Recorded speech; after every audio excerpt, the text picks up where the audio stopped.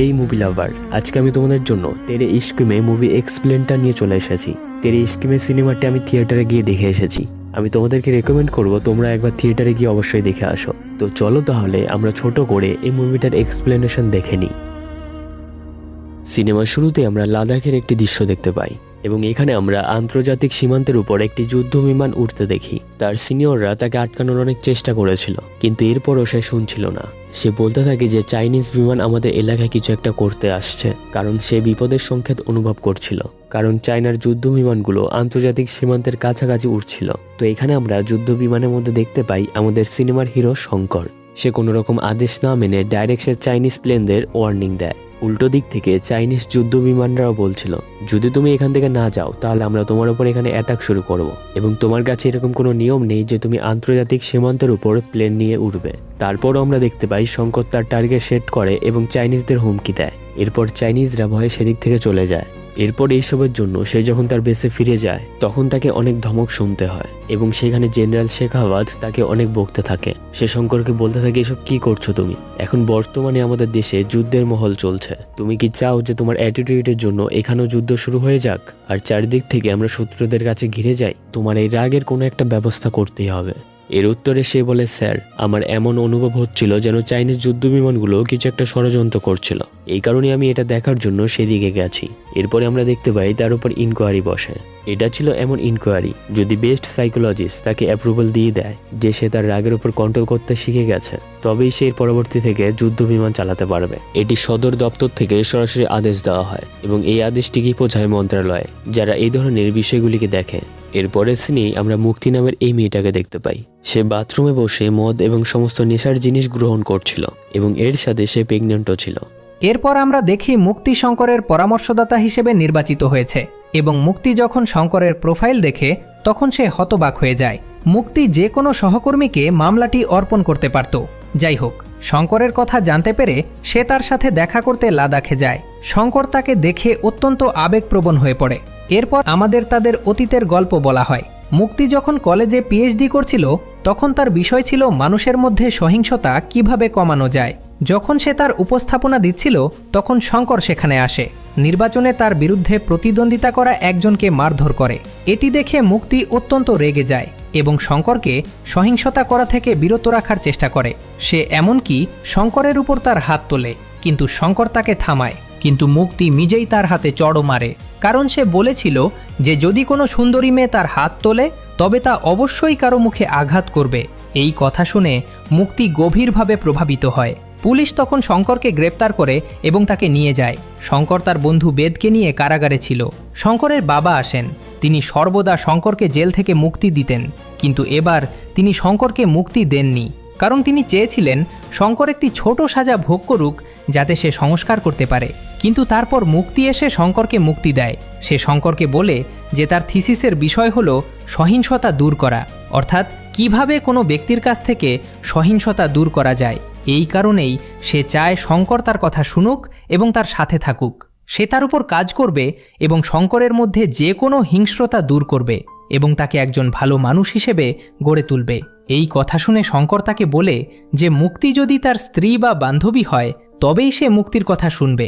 মুক্তি তাকে বলে যে সে কখনই শঙ্করকে ভালোবাসতে পারবে না। এই কথা বলে সে চলে যায়। পরের দিন যখন মুক্তি কলেজে আসে তখন জাস্টিস নামে একজন লোক, যে নতুন লেকচারার হিসেবে যোগদান করেছিল, সেখানে আসে। মুক্তি শঙ্করকে দম্পতিদের উপর রকেট ছুটতে দেখে। মুক্তি যখন জিজ্ঞাসা করে কেন, তখন শঙ্কর বলে যে তার উপর নির্ভর করার এবং তাকে এটা না করার জন্য বলার মতো কেউ নেই এবং সবকিছু ঠিক হয়ে যাবে। এই কথা শুনে মুক্তি তাকে বলে যে শঙ্কর যদি কারো কাছ থেকে এটা শুনতে চায় তাহলে সে রাজি, কিন্তু বিনিময়ে তাকে অবশ্যই তার কথা শুনতে হবে এবং তার সাথে সবকিছু শেয়ার করতে হবে। মুক্তি তাকে বলে যে সে কেবল নিজের সুবিধার জন্যই এটা করছে এবং শঙ্করও একজন ভালো বন্ধু খুঁজে পাবে।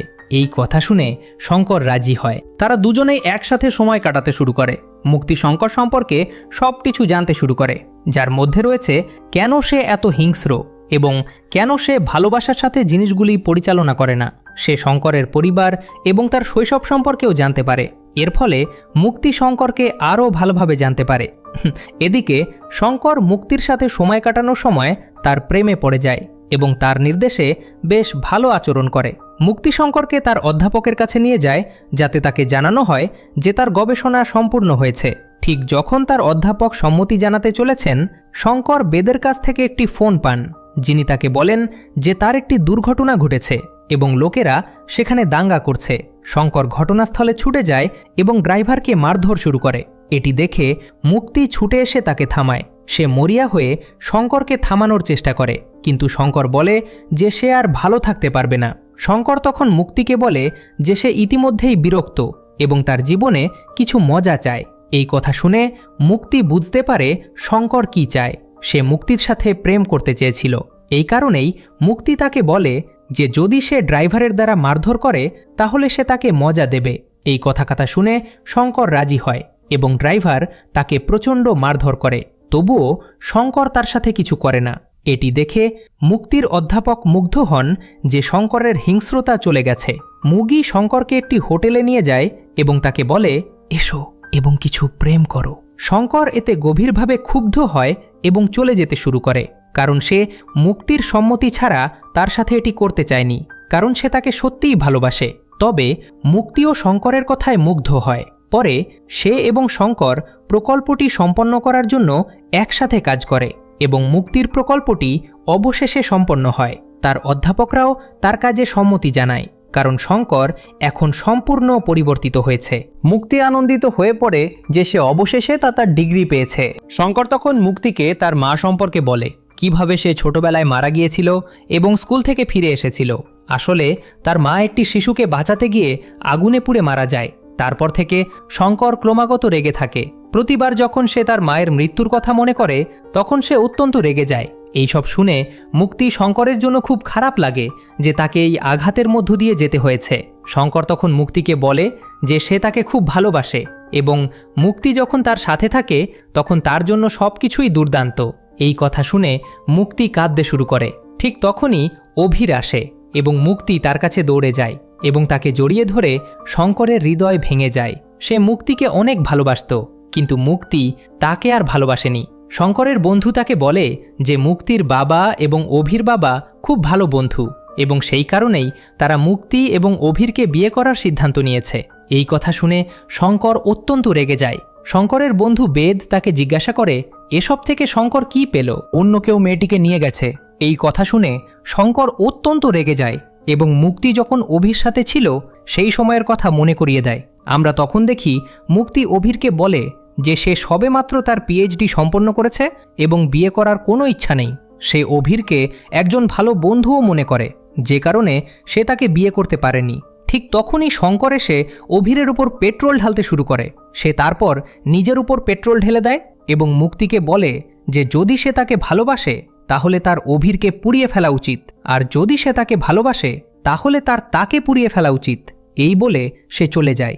মুক্তি এইসব দেখে গভীরভাবে হতবাক হয়ে শঙ্করের বাড়িতে যায়, যেখানে শঙ্কর তার বাবা এবং বেদের সাথে ডিনার করছে। মুক্তি শঙ্করকে বলে যে সে শঙ্করের অনুভূতি বুঝতে পারেনি, কারণ সে কেবল কাজের জন্য তার সাথে ছিল।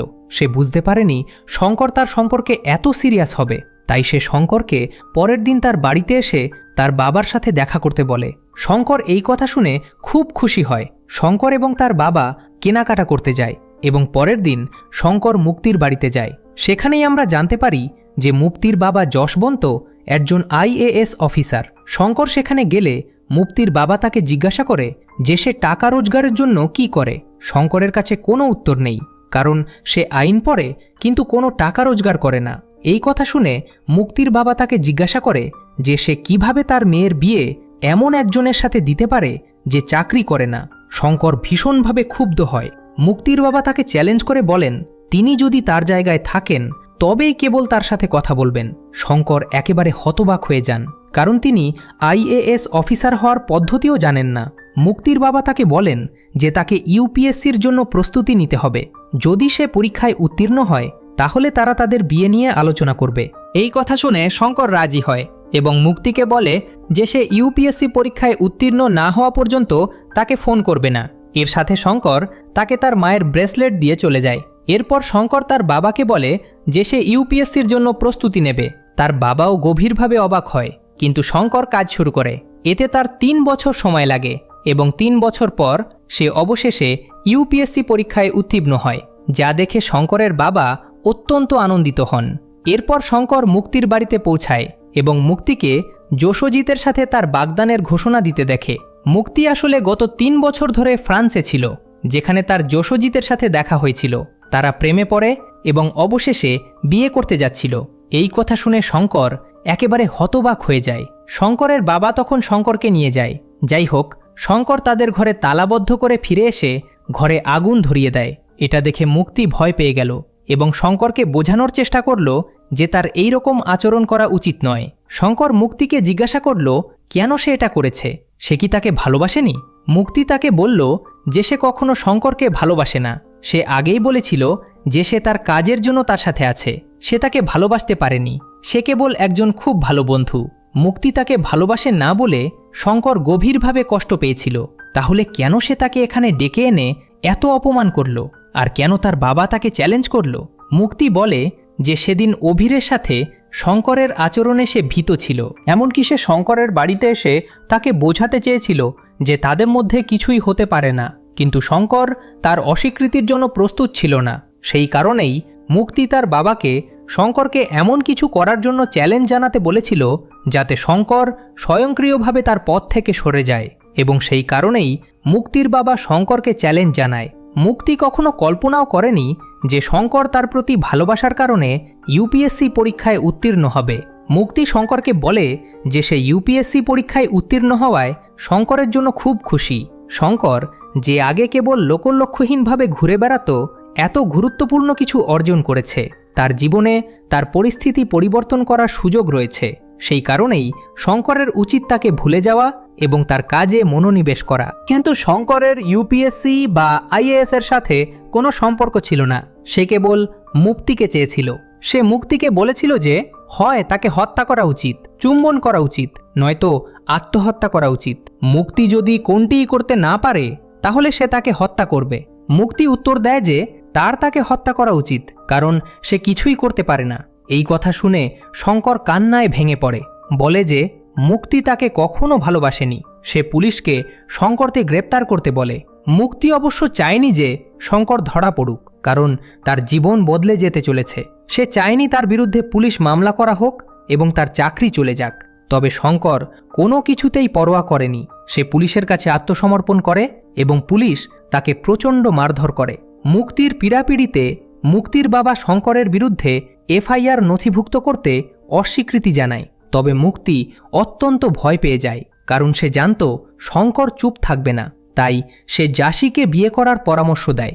যদিও জাসি তাকে বোঝানোর চেষ্টা করেছিল যে তাড়াহুড়ো করার দরকার নেই, তাদের কেবল একবার শঙ্করের সাথে কথা বলে বিষয়টি সমাধান করা উচিত।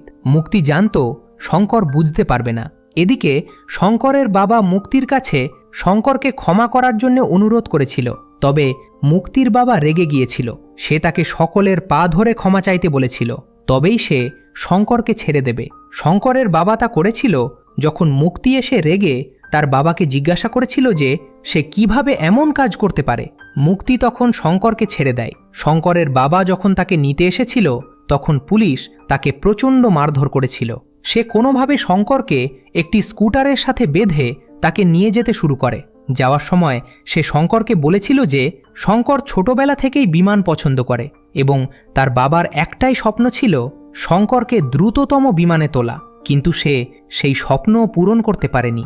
কথা বলতে বলতে সে দুর্ঘটনার শিকার হয়। শঙ্করের বাবা মারা যান শঙ্করকে হতবাক করে। সে তাকে বানারসে নিয়ে যায় এবং তার শেষকৃত্য সম্পন্ন করে। শঙ্কর যখন শেষকৃত্য সম্পন্ন করছিল তখন একজন পুরোহিত এসে শঙ্করের অবস্থা দেখে বুঝতে পারে যে শঙ্করের মন ভেঙে গেছে। সে শঙ্করকে বলে যে সে কখনো মুক্তি পাবে না, জীবিত অবস্থায়ও না, মৃত্যুর পরেও। অতএব শঙ্করকে এই আগুনে নিজেকে পুড়িয়ে ফেলতে হবে, আত্মহত্যা নয়। এইসব শুনে শঙ্কর মুক্তিকে ভুলে যাওয়ার চেষ্টা করার সিদ্ধান্ত নেয়। সে যেখানে মুক্তির বিয়ের অনুষ্ঠান চলছে সেখানে ফিরে আসে এবং মুক্তিকে বলে যে সে ভোলেনাথের কাছে একটি পুত্রের জন্য প্রার্থনা করেছে, যাতে সে জানতে পারে যে যখন একজন প্রেমিক প্রেমে মারা যায় তখন সেও কারো পুত্র। এই বলে সে চলে যায়। মুক্তি যোশীকে বিয়ে করতে না পারার জন্য গভীর অপরাধবোধে শঙ্করের বাড়িতে তার সাথে কথা বলতে আসে। কিন্তু শঙ্কর ইতিমধ্যেই চলে গেছে। শঙ্কর যখন তার বাবার কথা মনে করে যে শঙ্কর তাকে দ্রুততম বিমানে তোলার ইচ্ছা করছে, তখন সে আত্মহত্যা করতে যাচ্ছিল। শঙ্কর দেশ ছেড়ে ভারতীয় বিমান বাহিনীর জন্য প্রস্তুতি নিতে শুরু করে এবং শীঘ্রই তাকে নির্বাচিত করা হয়। এদিকে আমরা মুক্তিকে দেখতে পাই যে শঙ্করের কারণে গভীরভাবে অপরাধী বোধ করত এবং তার মদ্যপানের তীব্র আসক্তি তৈরি হয়েছিল। সে ক্রমাগত মদ্যপান করত। গল্পটি তখন বর্তমানের দিকে ফিরে আসে, যেখানে মুক্তি শঙ্করের সাথে দেখা করে খুব আনন্দিত হয়। সে তার সাথে কথা বলতে চেয়েছিল, কিন্তু শঙ্কর আগ্রহী ছিল না। মুক্তি শঙ্করকে কিছুক্ষণ তার সাথে কথা বলতে বলে। সে এবং শঙ্কর ক্যান্টিনে বসে গল্প করছে, এমন সময় একটি আক্রমণ ঘটে যেখানে মুক্তি আহত হয়, কিন্তু শঙ্কর তাকে বাঁচায়। এদিকে ভারত চারদিক থেকে আক্রমণের সম্মুখীন হচ্ছে। এই কারণেই শঙ্করের ঊর্ধ্বতনরা চেয়েছিলেন শঙ্কর ফিরে আসুক এবং উড়ে যাক, কিন্তু তারা তাকে শাস্তি দেয়। এই কারণেই শঙ্করের কাউন্সেলর তাকে ক্লিন চিট না দেওয়া পর্যন্ত শঙ্কর বিমানে ফিরে যেতে পারেনি। এদিকে মুক্তির বাবা তার জীবনে এমন কাউকে চাইতেন, কারণ তিনি চিন্তিত ছিলেন যে তারপরে কে তার যত্ন নেবে। তাই তিনি মুক্তির বিয়ে যোশীর সাথে দেন এবং বিয়ের পর মুক্তি গর্ভবতী হন, কারণ তিনি একটি সন্তান চান। মুক্তি আসলে প্রচুর পরিমাণে মদ্যপান করতেন, যার ফলে তার অনেক স্বাস্থ্য সমস্যা হয়েছিল এবং তিনি জানতেন যে তিনি বাঁচবেন না।